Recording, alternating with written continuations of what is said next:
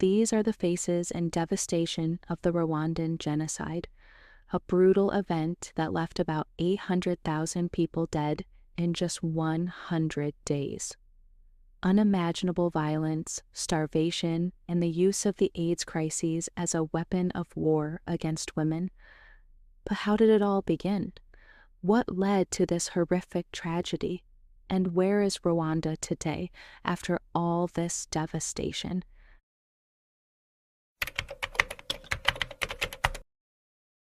On April 6, 1994, a plane carrying Rwanda's president, Juvenal Habyarimana, was shot down over the capital, Kigali. Also on the plane was Burundian President Cyprien Ntaryamira. President Habyarimana was a Hutu, one of the two main ethnic groups in Rwanda. Extremist Hutus quickly blamed the Tutsis, the other main ethnic group, marking the beginning of the genocide that would last for 100 days.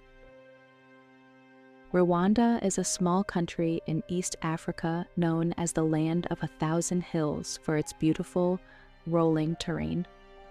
Rwanda shares borders with Uganda, Tanzania, Burundi, and the Democratic Republic of Congo. The official languages are Kinyarwanda, French, English, and Swahili. Which African country would you like to visit, and what activities would you like to do there? In 1884, Germany colonized Rwanda as part of German East Africa. After World War I, Belgium took control and worsened ethnic divisions. The Belgians favored the Tutsi, believing they looked more like Europeans because they were taller and had more delicate facial features. The Tutsi already had a powerful monarchy, and the Belgians ruled through the Tutsi elite. This created tension between the Tutsi and Hutu, leading to a long-lasting conflict that continued for decades.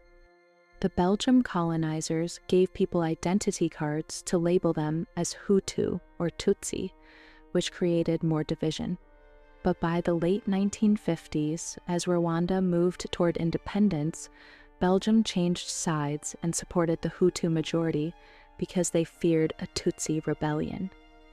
This led to the 1959 Hutu Revolution, where the Tutsi monarchy was removed, and 300,000 Tutsis had to flee. Rwanda became a republic in 1961 and gained independence from Belgium on July 1st, 1962. What are some pros and cons of having a strong core identity? By 1994, tensions between the Hutu and Tutsi had grown, and after the assassination of President Habyarimana, a genocidal campaign was launched against the Tutsis and moderate Hutus. On April 6, 1994, Hutu extremists known as the Interahamwe began the massacre. Armed with machetes, clubs, and guns, they went from house to house, killing Tutsis and Hutus who opposed the violence. Radio stations encouraged the killings, calling the Tutsis cockroaches and urging Hutus to clean up the country. Ordinary citizens were encouraged to kill their neighbors, and even priests and teachers participated in the horror. Many women faced so much sexual violence. Rape was used as a weapon of war, and many women were attacked in front of their families and communities. One of the most terrible tactics was the spread of HIV/AIDS on purpose. Some of the militia members who were known to be HIV positive were told to rape women to infect them with the disease. Some women were also forced into sexual slavery, taken as wives by their attackers, or left to raise children born from rape without support. Mbese twari twihisha ahantu umuntu yaje yinjira mu nzu afite umupanga ariko ntabwo nzi ahantu babiciye kuko babajyanaga hanze kuri kaburimbo. Ngewe ndasigara mbohozwa n'umusirikare wo kwa Habyarimana. Ubundi ngewe nibwira ko ari se kubera ko wenda nayitwariye muri Zaire, n'uwo twari kumwe muri Zaire. Yewe namenye ko mfite ubwandu mu bihumbi 2001 mu kwezi kwa munani, ni nabwo mpimisha n'umwana wanjye. Now, how did the international community react to this war? The international community was largely ineffective in responding to this war. The United Nations peacekeepers were in Rwanda, but were ordered not to intervene. Most Western nations ignored the genocide until after the war. Belgium, their former colonial ruler, quickly withdrew its peacekeepers after 10 Belgian soldiers were killed. The African Union had limited power and resources to intervene. But then came the Rwandan Patriotic Front, known as RPF. The RPF was a Tutsi-led group formed in 1987 by Rwandan Tutsi exiles in Uganda. These exiles had fled Rwanda years earlier because of ethnic violence. The group was led by Paul Kagame, who later became president of Rwanda. The RPF fought to stop the violence and end the war. They captured Kigali, Rwanda's capital, which marked the end of the genocide. The Hutu-led government collapsed, and millions of Hutu refugees fled to neighboring countries, fearing revenge. The war ended on July 1st, 1994. Over 800,000 people were killed in the genocide, and 2 million refugees fled to Congo, creating a devastating humanitarian and economic crisis. In 1994, the United Nations set up the International Criminal Tribunal for Rwanda to prosecute key leaders responsible for the genocide. The Rwandan government also began trials in 1996 to prosecute thousands of suspects. They also set up the Gacaca courts, which tried around 2 million cases of suspects of the genocide. Many convicted were sentenced to life in prison or death. Some of the most notable individuals convicted include Jean Kambanda, who was the prime minister.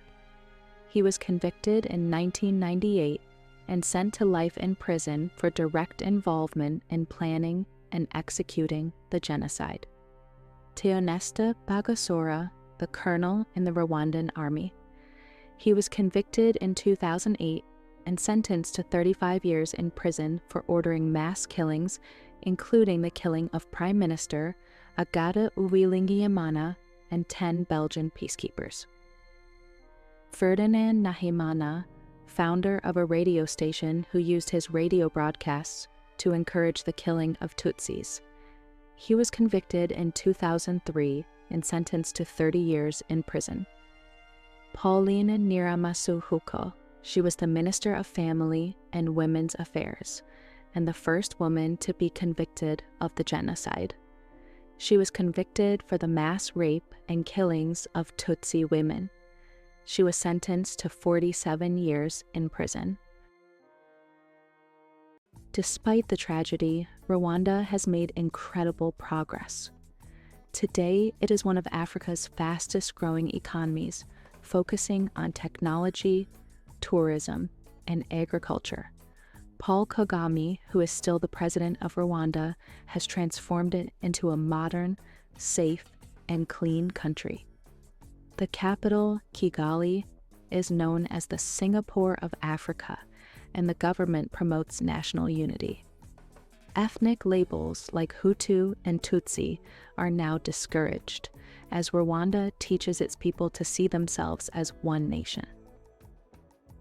Rwanda's journey teaches us so many things: the dangers of ethnic hatred, the role of propaganda, the need for justice and accountability, and the value of strong leadership.